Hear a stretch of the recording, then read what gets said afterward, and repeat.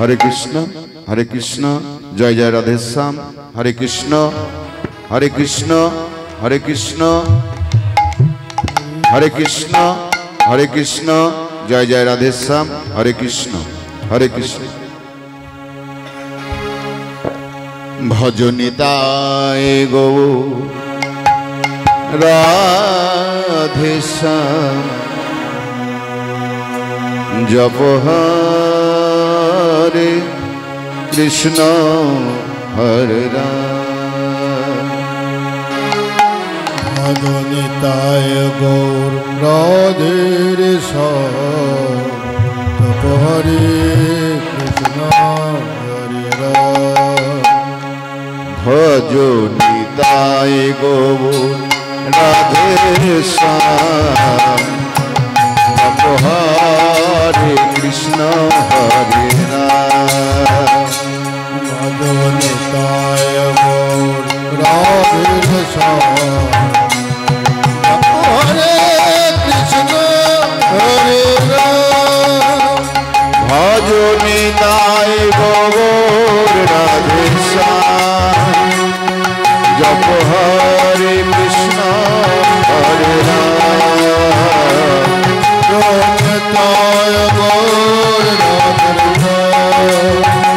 श्याम जप हरे कृष्ण हरे राम भजनिताय गौर राधे श्याम जप हरे कृष्ण हरे राम भजनिताय गौर राधे श्याम जप हरे कृष्ण हरे राम भजनिताय निताय निताय निताय निताय गौर राधे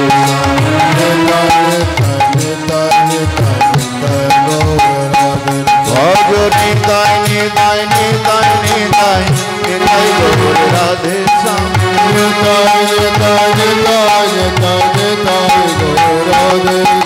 भजनिताय निताय निताय निताय निताय गौर राधे श्याम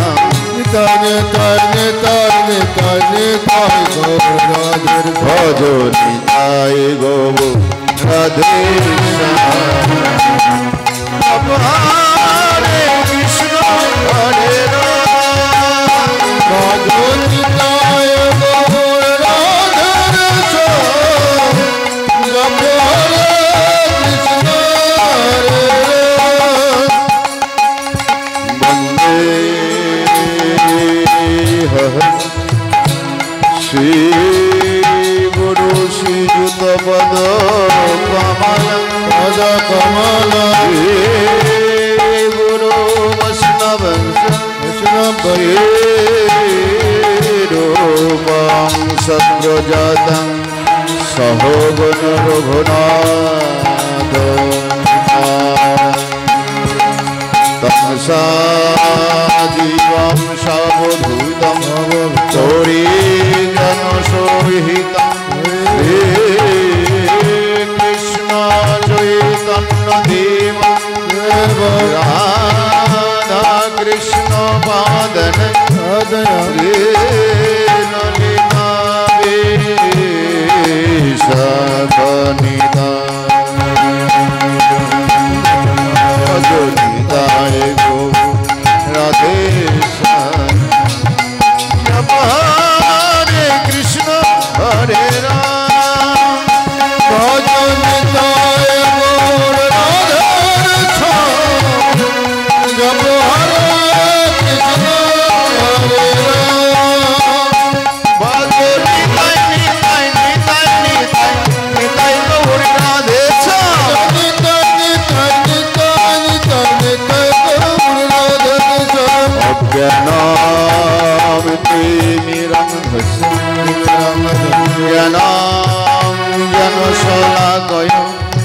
चक्षु निमित्तं जन मिलितं स्मये श्री गुरवे नमः भजनिताय गौर राधे श्याम जप हरे कृष्ण हरे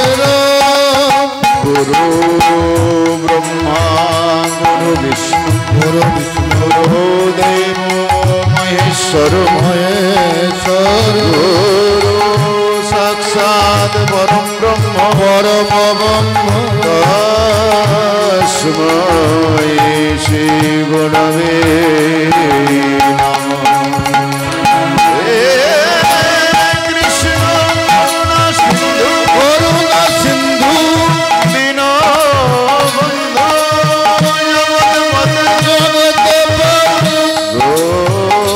गोपेशान गोपिका कांत राधा कांत नमोस्तुते।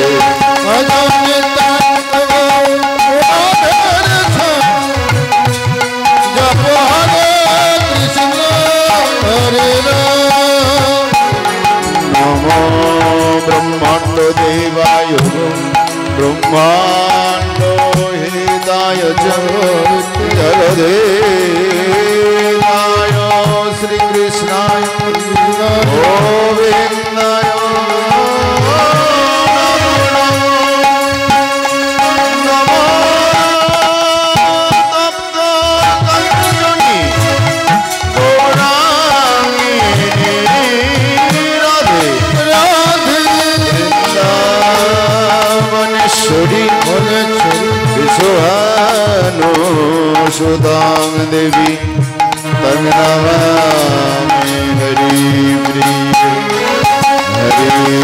हरिर्नाम हरिर्नाम हरिर्नाम केवलं करुणास्तैव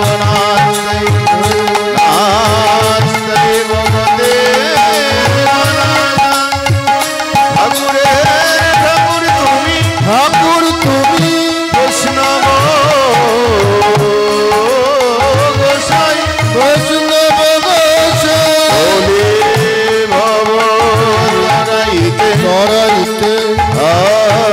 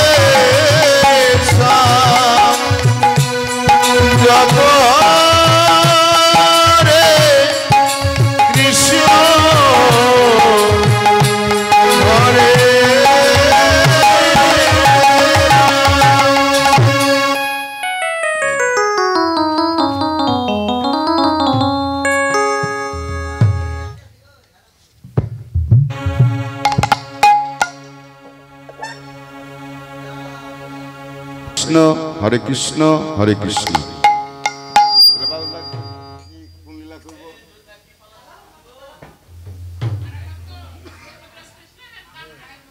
दान करब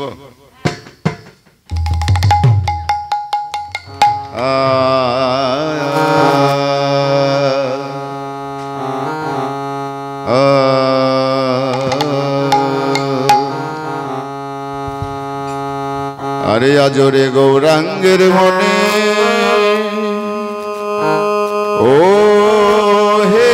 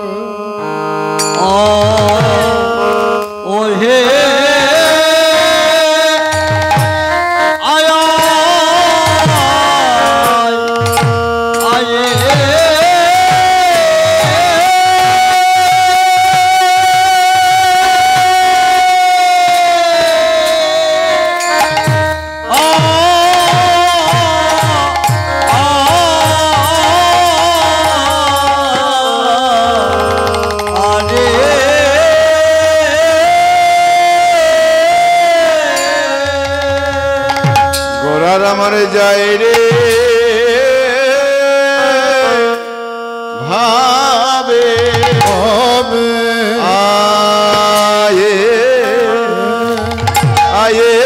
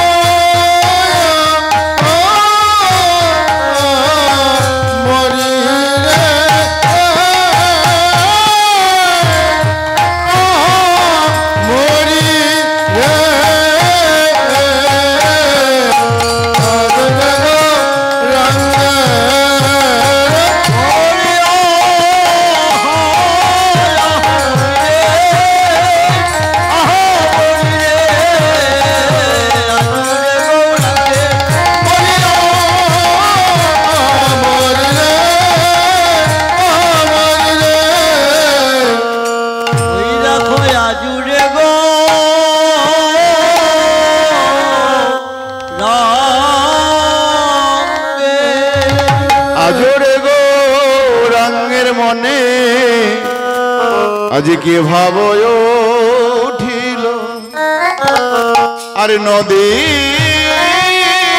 আর মাঝে গোরা দানশীর রজিল আরে নদী আর মাঝে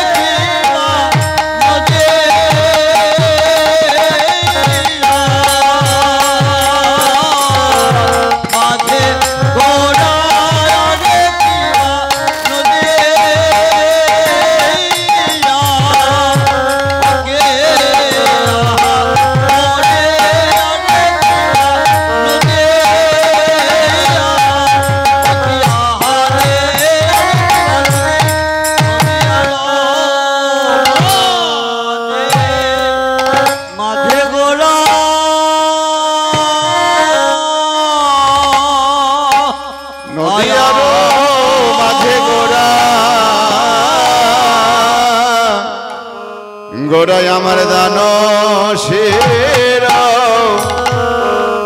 জিল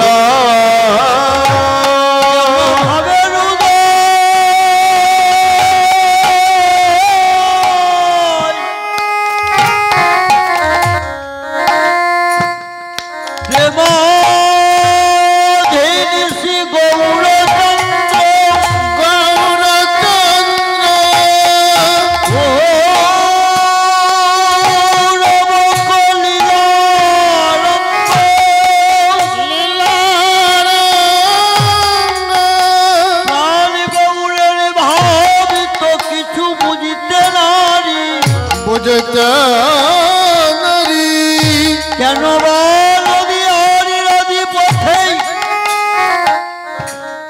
নদী রাজপথে গৌর সুন্দর আমার কেন দানি সে যে দাঁড়াইল গৌর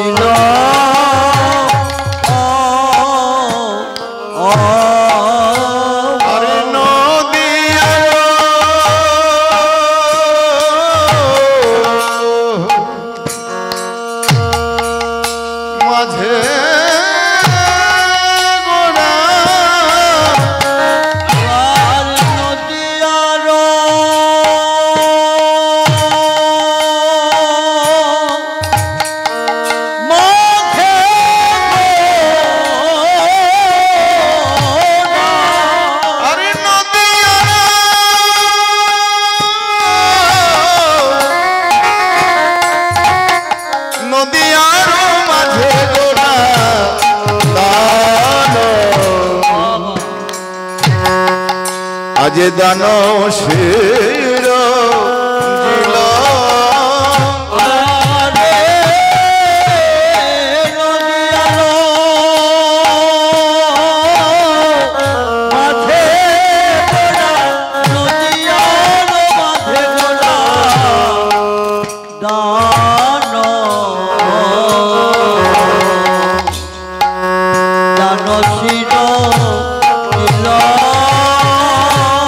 গোড়ায় আমার দানি যে হয়েছে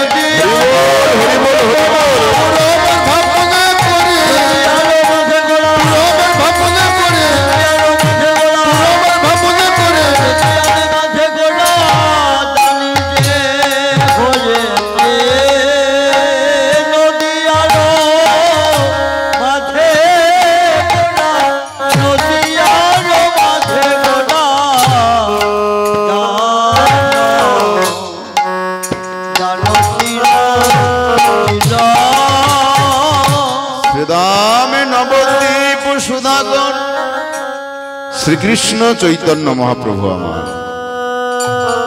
সেই পুরবের ভাবে ভাবিত গৌর সুন্দর। আজ সুরধ্বনির তীরে দুটি বাহু প্রসারিত করে সুরধ্বনি কোল আলোকিত করে দানে সেজে দাঁড়ালেন। কেন গো?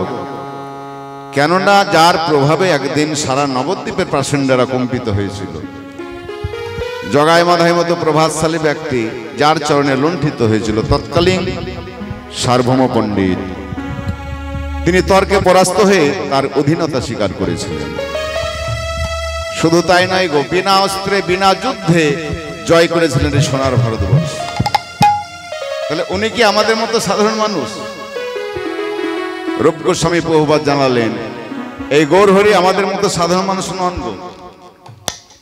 তাহলে তিনি কে? তিনি হলেন গোলোকাঞ্চ পরিত্যাজং লোকনাথ তর্ণ কারণাথ কেলৌদ্রি কীর্তনাথ লীলা লাবণ্য রস বিগ্রহ। অর্থাৎ তিনি হলেন মূর্তিমান প্রেম ও রস বিগ্রহ। আবার শ্রী চৈতন্য চরিতামৃতে কি বললেন? কৃষ্ণদাস গোস্বামী তিনি কলম দিয়ে জানালেন, নন্দসুত বলি যারে ভাগবতী গায়, সেই কৃষ্ণই অবতীর্ণ কলিতে চৈতন্য গোসাই। এই শ্লোক থেকে বোঝা যায় যে তিনি অনাদিরাদি গোবিন্দ শ্রী নন্দের নন্দন কৃষ্ণ কলিতে গৌরাঙ্গ হয়ে এলেন। কবে এলেন গো? দাপরের শেষ কলি আগত ঠিক এমন এক সন্ধ্যায় গোবিন্দ আমার বিষণ্ণ বদনে বসে বসে কাঁদছে।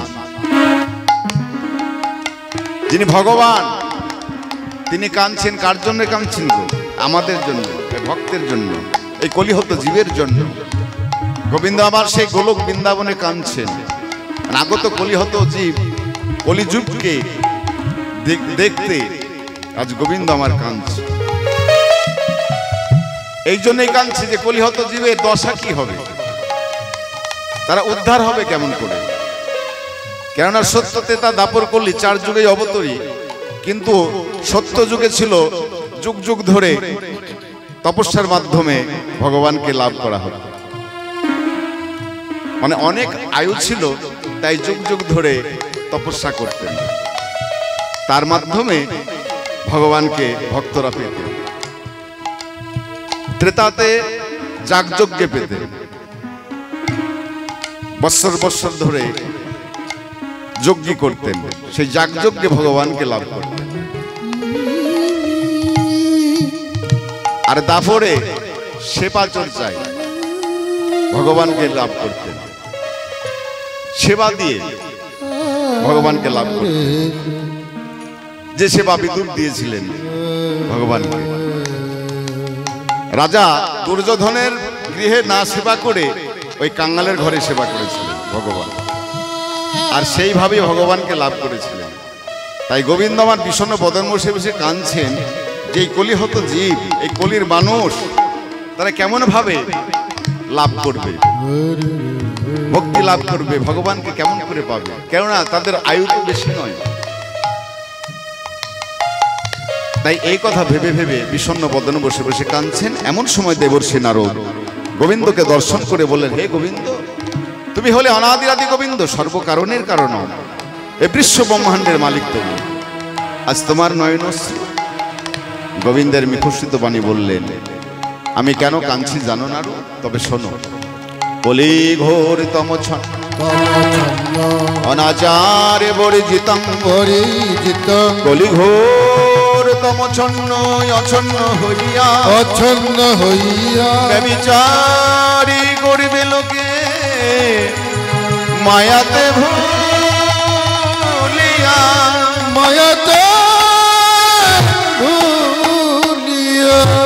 শোনো হে শোনো নারদ, এই জীবের উদ্ধারিতে অবতীর্ণ হইব আমি পূর্ণ নদিয়াতে। নদিয়ায় অবতীর্ণ হয়ে আমি কি করব জানো নারদ? ওই কলিহত জীবের দ্বারে দ্বারে গিয়ে সকলকে কেঁদে কেঁদে বলবো, রে কলির হত জীব, তোদের লাগিয়ে এনেছি হরিনাম, তোরা একটিবার বদন ভরে সেই কৃষ্ণ নাম হরিনাম বল। তাই হরিনাম বলবো এবং বলাবো, নিজেও বলবো, অপরকেও বলাবো। নিজেও কাঁদবো, অপরকেও কাঁদাবো। এইভাবে নবদ্বীপের পথে পথে আমি সকলকে ডেকে ডেকে বলবো। কি বলবো না, তো কলির হতজীব এই হরিনাম ছাড়া কোনো গতি নেই, গতি নেই, গতি নেই। সেই হরিনাম দান করবেন বলে সে গোলকের প্রেম ধন নিয়ে এলেন। কোন ধন? এই হরিনাম।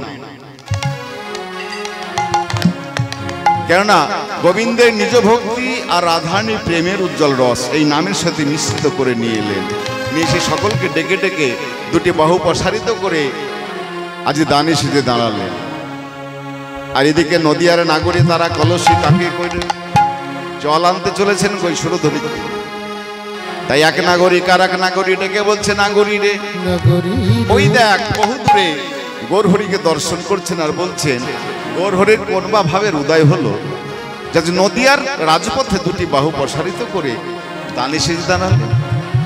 তাই একজন আর একজনকে ডেকে বলছে, তোরা আয়, তোরা আয়, তোরা আই না গড়ি লয়ে গা গড়ে জল আনিতে যায়। রাই না গড়ি লয়ে গা গড়ি জল আনিতে যায়। না গরি লয়ে না গরি জল আনিতে যায়। জলে আনার ছলে কলসি ফেলে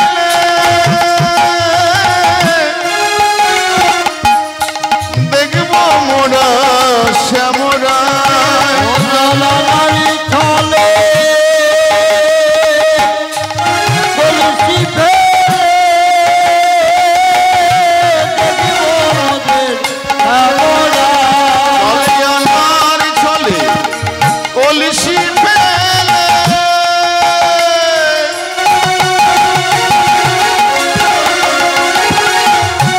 দেখব মোরা গোরা ধাম। ও জলানারি ছলে কলসি ফেলে দেখিব মোদের শ্যামরা। তোরা আইনা গড়ি লয়ে গা গড়ে জল আনিতে যায়। তোরা না গরি লয়ে না গরি জল আনিতে যায়। আইনা গড়ি লয়ে গা গড়ি জল আনিতে যায়। এইবারে নাগরিকগণ ছুটতে ছুটতে যাচ্ছেন গৌরহরির কাছে।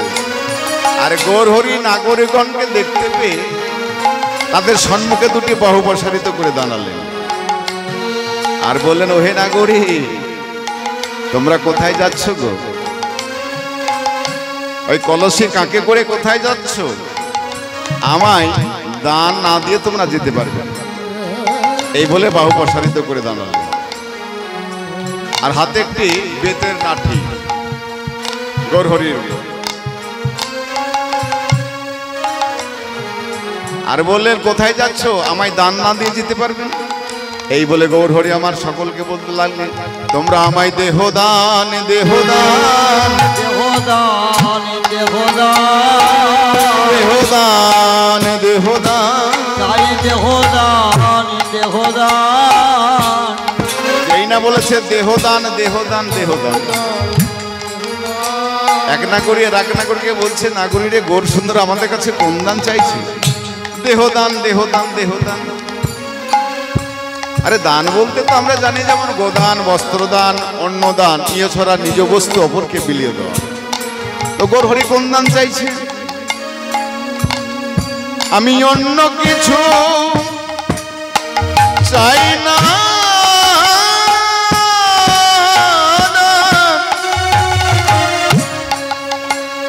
দেহদান, দেহদান। অন্য কিছু চাহি না রে।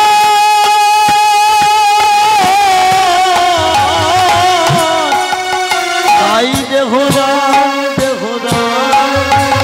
ওহে গৌরহরি, আমরা দান বলতে জানি, আমরা দান বলতে এটাই জানি যে গোদান, বস্ত্রদান, অন্নদান, ইহ ছাড়া নিজ বস্তু অপরকে বিলিয়ে দেবো। তো তুমি কোন দান চাইছো?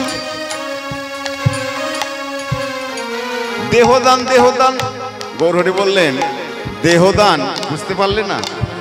দেহ মানে কি গো? আমরা বলি না আমায় দাও, আমরা দাও বলি না? দাও মানে দেহ, দেহদান মানে দাও। আর একদিকে বলছেন দেহ মানে আমাদের এই দেহ, এই অঙ্গটি আমাদের দেহ, এই দেহটাই আমায় দান করে দাও। দেহদান, দেহদান, দেহটাই আমায় দান করে দাও। কেন? বলে কেন? গৌরহরি বললেন না করি, আমার একটি দেহে কৃষ্ণ ভজন করে মন ভরে না, তাই তোমাদের দেহটাই আমায় দান করে দাও, তোমাদের বদনটাই আমায় দান করে দাও। আমার এক বদনে কৃষ্ণ নাম করে মন ভরে না, তোমাদের এই বদনটাই আমায় দিয়ে দাও। তোমাদের যাহা কিছু আছে সকলই আমায় দান করে দাও। আমি অন্য কিছু চাই না,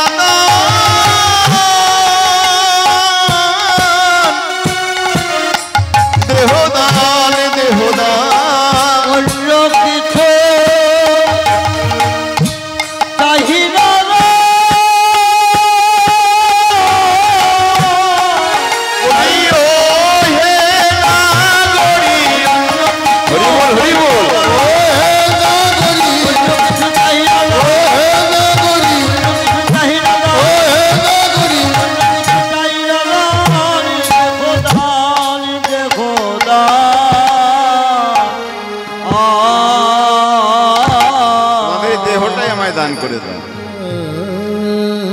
কিন্তু নাগরিকগণ বলতে লাগলেন দেহটা দান করবো মানে কেনই বা দেব? বলে কিসের লাগি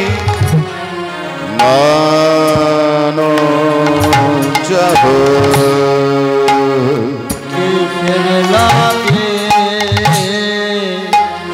নানা চাহ আমার গোরা দিজ মনে, কিসের লাগে নানা চাহ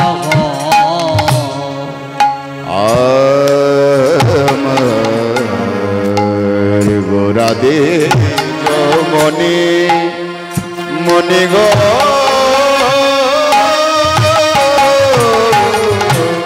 আর কিসের লাগে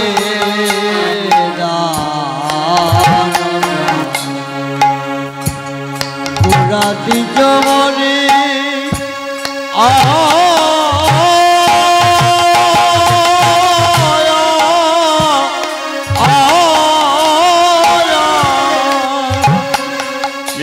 পদকবি এক পাশ থেকে বলছেন ওহে নাগরে, তোমরা বুঝতে পারলে না গৌরহরি কোন দান চাইছে?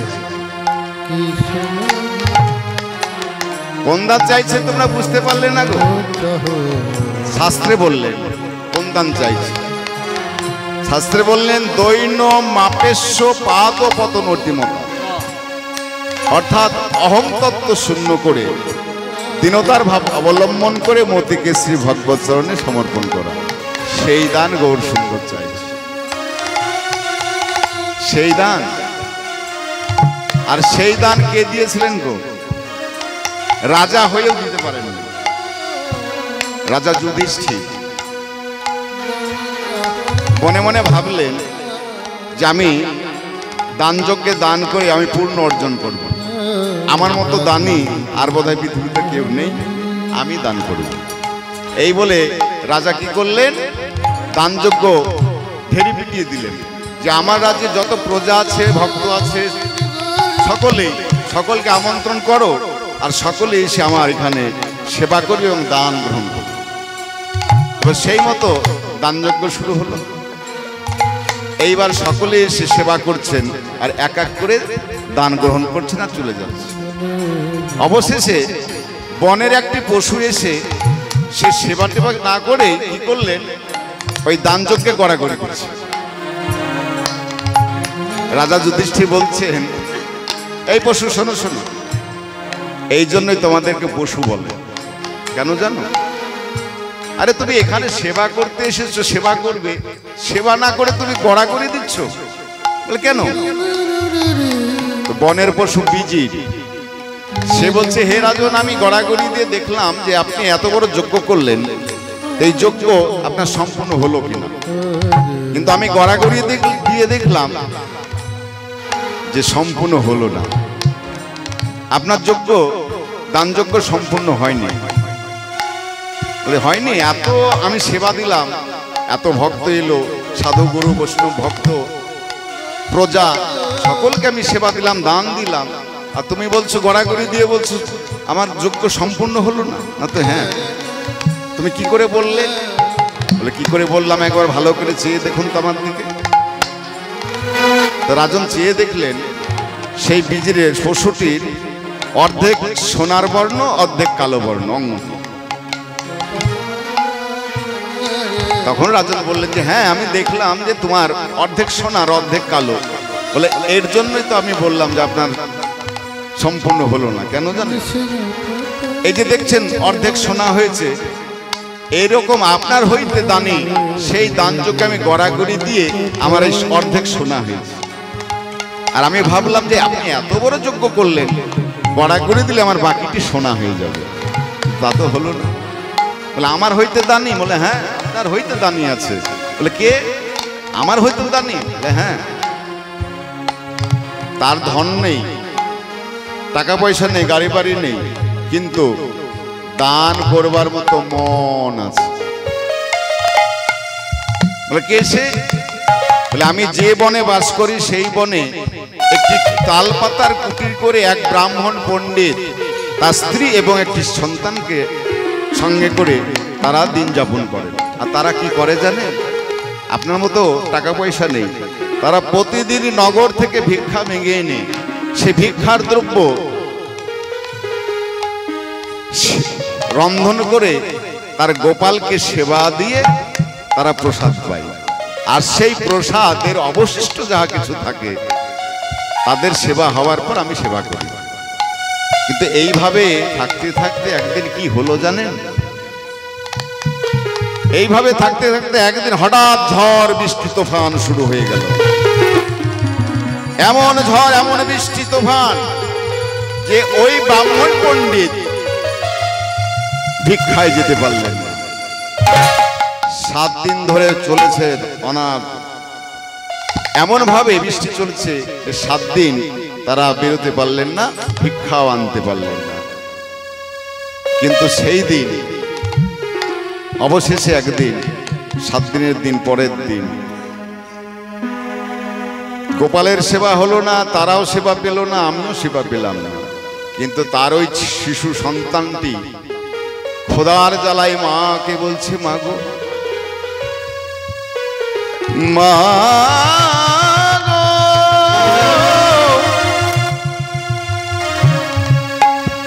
মা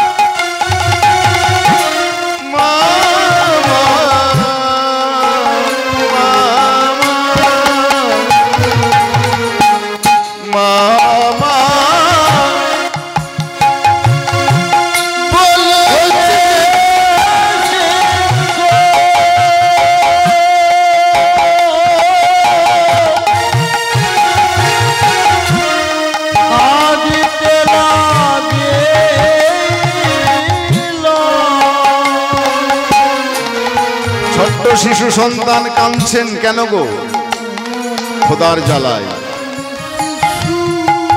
আচ্ছা বলুন তো মায়েরা, আপনাদের সন্তান শিশু সন্তান যদি খাবার জন্য কাঁদে ক্রন্দন করে, তো কোনো জননী কোনো মা স্থির থাকতে পারবে? পারবে না।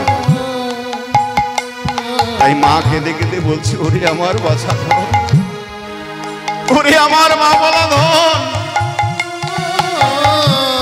বিধাতাকে বলছে, হে বিধাতা, তুমি আমাকে এমন করে কাঙালিনী করে জন্ম দিয়েছ যে আমি এক মুঠো অন্ন আমার শিশুর বদনে দিতে পারছি। হে ঠাকুর, হে দয়াল, হে নারায়ণ, তুমি আমায় কৃপা করো। যেই না কৃপা করো বলেছে, ভগবানের কৃপা হয়েছে। কেন? নয়নের জল দিয়ে ভগবানকে ডেকেছে। ভগবানের কৃপা হলো কেমন? মায়ের হঠাৎ মনে পড়ল যে মায়েদের স্বভাব আছে গো, আপনারাও জানেন, যেমন চালের পাত্র ময়দার পাত্র আপনারা তো রাখেন, সেই পাত্র থেকে কি সম্পূর্ণ বের করে খরচ করে ফেলেন? কিছুটা রাখেন না? সামান্য কিছু রাখেন না? হ্যাঁ কি না? এখনকার মায়েরা বলতে পারবে না হয়তো, কিন্তু আগেকার মায়েদের স্বভাব আছে, স্বভাব ছিল। এই স্বভাবটা এলো কোথা থেকে? দ্রৌপদীর কাছ থেকে। সেদিকে আর যাচ্ছি না, কেননা দ্রৌপদী শিক্ষা দিয়েছেন মানুষকে।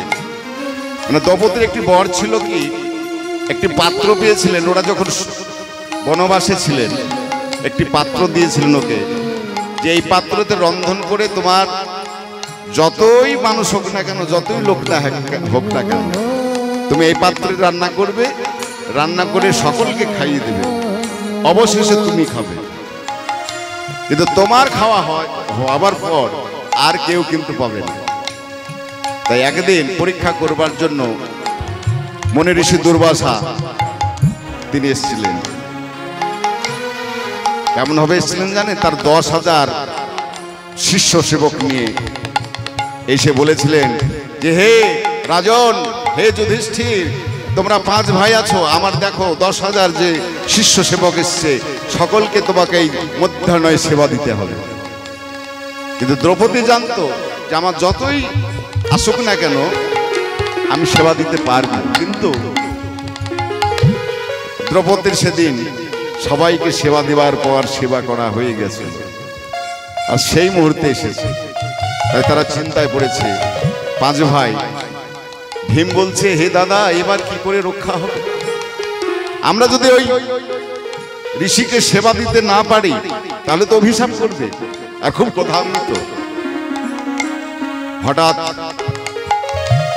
রাজা যুধিষ্ঠির বললেন, বেশ, হে গুরুদেব, আপনারা স্নান করে আসুন, তারপরে আপনাদের সেবার ব্যবস্থা করছি। স্নান করতে গেলেন, দ্রৌপদীকে গিয়ে বললেন, হে দ্রৌপদী, বলো বলো, এর উপায় কি হবে? বলে, আমার তো সেবা হয়ে গেছে, আমি কেমন করে আর সেবা দেব? তখন কি করলেন? গোবিন্দকে স্মরণ করলেন দ্রৌপদী। ও গো নারায়ণ, হে মধুসূদন, কৃপা করে একবার দাও দর্শন। ও গো নারায়ণ, হে মধুসূদন, কৃপা করে একবার দাও দর্শন। ও গো নারায়ণ, হে মধুসূদন, কৃপা করে একবার দাও দর্শন।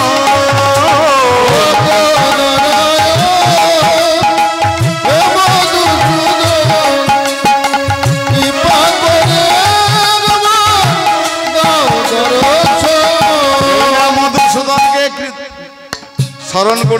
সঙ্গে সঙ্গে ভগবান শ্রীকৃষ্ণ এসে উপস্থিত হলেন, বলল, কৃষ্ণে, হে দ্রৌপদী, কেন স্মরণ করেছো? সেবার জন্য।